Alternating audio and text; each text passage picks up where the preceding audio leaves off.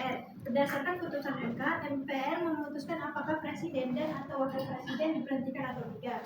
Hak DPR dan interpelasi. Hak interpelasi adalah hak DPR untuk meminta keterangan kepada pemerintah mengenai kebijakan yang dianggap penting dan strategis serta berdampak luas pada kehidupan masyarakat, berbangsa, dan bernegara. Hak ini digunakan untuk meminta penjelasan terkait suatu kebijakan pemerintah agar DPR dapat memberikan dampaknya secara lebih mendalam. Pengajuan hak interpelasi harus diajukan oleh minimal 25 anggota DPR dari lebih dari satu fraksi. Kemudian dibahas dan disetujui oleh rapat paripurna DPR.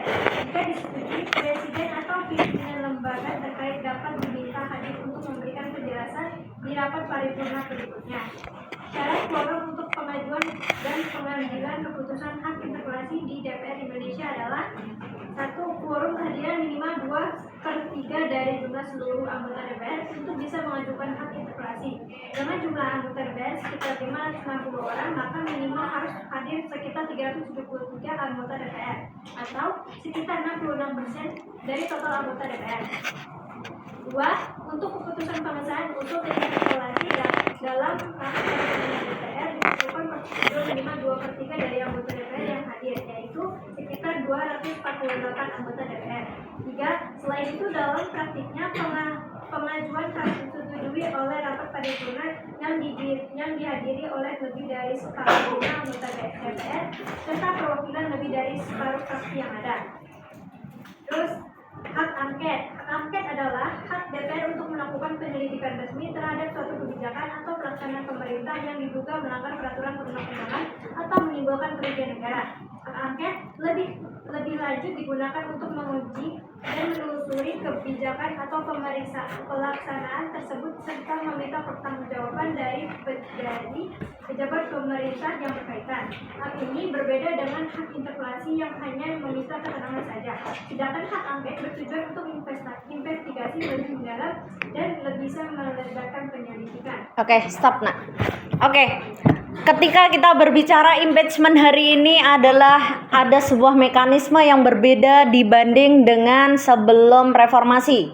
Karena impeachment hari ini memungkinkan melibatkan lembaga, tidak hanya lembaga politik tetapi juga lembaga yudikatif, yaitu Mahkamah Konstitusi.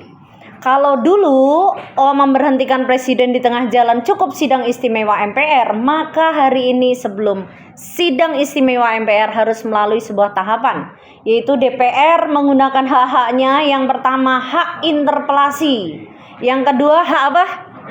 Angket, yang ketiga hak apa? Menyatakan pendapat. Oke, bedanya apa? Hak interpelasi? Memanggil. Terus ngapain memanggil? Minta keterangan. Kalau hak angket? Mulai menyelidiki. Oke, hak menyatakan pendapat? Menyatakan secara resmi atau pendapat mengenai suatu kebijakan. Oke, sikapnya ya. Saya kayaknya pernah nerangin ya, kalau kalian waktu itu giliran tentang PDKT langsung tentang pacar kalian langsung nyambung banget gitu kan ya. Kalau orang lagi interpelasi itu kira-kira dia selingkuh nggak ya? Asik. Bertanya selingkuh nggak? Gitu. Tanya jawab doang. Kalian nggak puas lanjut lagi nih gitu kan? Lanjut lagi. Wah, saya selidikin nih. Itu hak angket kalau di DPR. Iya kan? Yang ketiga, saya sudah yakin kalau dia selingkuh nih, ya gitu kan? Terus itulah hak menyatakan pendapat, ya kan? Bedanya kalau kalian nggak tahu nih langsung putus atau lanjut, asik. Kalau ini langsung ke mana? Kemana? Ke MK. MK adalah lembaga yudikatif. Meskipun kalau sudah di MK juga belum tentu pasti langsung putus, gitu kan? Mada ini kalau ngomong pacar langsung senyum dia. Emang udah punya pacar? Kenapa senyum? Tuh tanya Rahel. Rahel udah punya pacar belum? Udah Bu? Oh, udah. Dia nggak berani bilang belum, nggak berani dia. Takut di cut off. Udah tahu Bu? Oh, udah tahu. Oke. Jadi nggak giliran begitu langsung nyambung kan? Itulah Gen Z gitu loh, ya kan? Jadi tidak hanya sampai di situ, ketika kemudian DPR akan melanjutkan ke MPR tidak bisa begitu saja. Dia harus melalui sebuah lembaga yudikatif, yaitu Mahkamah Konstitusi, untuk memutuskan. Keputusannya tetap ada dua kemungkinan. Kemungkinannya apa dan apa? Tetap ditolak. Kalau ditolak berarti gimana? Selesai. Jadi pemakzulan atau impeachment itu nggak bisa dilakukan, gitu kan? Nah, bagaimana dengan kalau ternyata Mahkamah Konstitusi setuju bahwa apa yang disampaikan oleh DPR bahwa presiden dan atau wakil presiden berhak diimpeach, maka itu bisa berlanjut. Saya sebelum sampai ke sana, saya ingin nanya, apa yang menjadi alasan kenapa presiden atau wakil presiden itu bisa diimpeach? Apa? Semisal melakukan apa-apa. Coba kalian cek di pasal 7 atau 7A ya. Coba cek. Ya, korupsi. Terus apa lagi? Di situ disebutkan jelas tuh. Di pasal berapa adanya? Syarat-syarat untuk bisa di 7 ya? Pasal 7 ya? Oke, baca. Siapa yang udah dapat dulu di pasal kenapa presiden atau wakil presiden bisa diimpeach? Siapa membaca? Kena di pasal 7 ya? Pasal 7A, presiden dan atau wakil presiden dapat diberhentikan dalam masa jabatannya oleh Majelis Permusyawaratan Rakyat atas usul Dewan Perwakilan Rakyat, baik apabila terbukti telah melakukan pelanggaran hukum berupa pengkhianatan terhadap negara, korupsi, penyuapan, tindak pidana berat lainnya, atau perbuatan tercela, maupun apabila terbukti tidak lagi memenuhi syarat sebagai presiden dan atau wakil presiden. Oke, ada beberapa hal penting yang situ digarisbawahi, meskipun di situ ada menyebutkan perbuatan tercela gitu ya. Ada korupsi, tapi dalam hal ini bisa diselesaikan lembaga politik. DPR adalah lembaga politik. Oke? Nah, disinilah kemudian proses politik itu akan berjalan ketika DPR akan melakukan impeachment atau pemakzulan, kan gitu. Nah, kembali ketika kita sudah ke Mahkamah Konstitusi, itu kemudian Mahkamah Konstitusi ternyata setuju dengan alasan-alasan yang tadi disampaikan oleh DPR, bahwa ternyata presiden melakukan pelanggaran berat, terus perbuatan tercela, terus korupsi dan lainnya sebagaimana disebutkan dalam pasal 7A itu.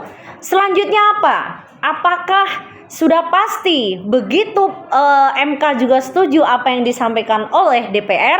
Apakah otomatis gimana? Siapa mau jawab? Jawab siapa mau jawab? Hah? Bagas, gimana Gas? Jawab Gas. Jadi gimana sesudah di MK di-okein gimana? Langsung putus nggak pemakzulan? Nggak. Terus gimana? Tetap ke MPR. Sampai dari hasil putusan yang disampaikan MK kepada DPR tadi, putusannya apa? Maka dibawa DPR ke Majelis Permusyawaratan Rakyat. Siapakah Majelis Permusyawaratan Rakyat itu? Terdiri dari dua. DPD dan DPR. DPD apa DPD? Dewan Perwakilan Daerah dan Dewan Perwakilan Rakyat. Apakah kemudian bisa putus begitu saja? Ada syarat nggak yang harus dipenuhin? Ada syarat yang harus dipenuhin tentang kehadiran di awal, tentang ketika vote isi dan seterusnya, gitu kan ya? Nah, kalau seandainya itu kemudian kemudian dikabulkan, artinya di-oke, berarti dengan demikian gimana? Berarti putus, artinya pemakzulan bisa dijalankan, gitu kan? Jadi sidang istimewa itu memutuskan kemudian presiden berhenti, itu kan? Dan atau wakil presiden, gitu.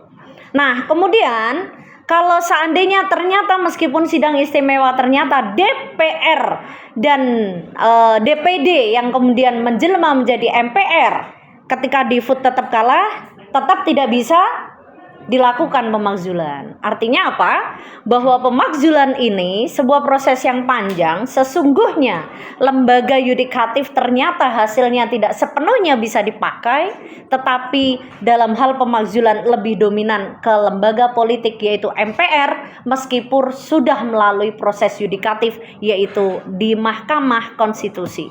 Sampai sini dulu, ada pertanyaan? Gak ada. Yang tadi belum absen siapa? Nomor berapa? Nomor 14, Satria Cakra. Oke, siapa lagi?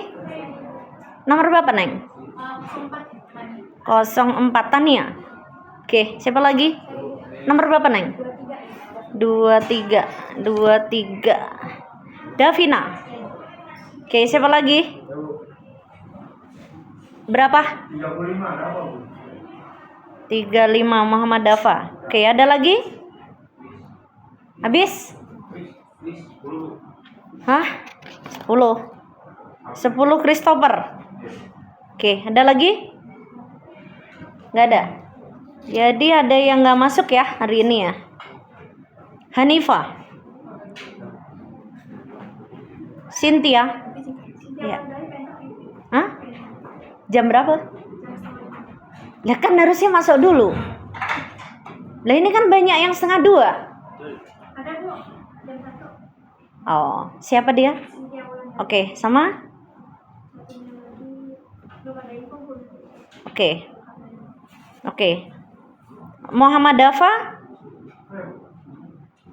Kamu tadi ngomong nomor berapa? 35. Oh ya. Dia nomor 35. Kamu kemarin kemana, Dav? Minggu lalu kemana, Dav?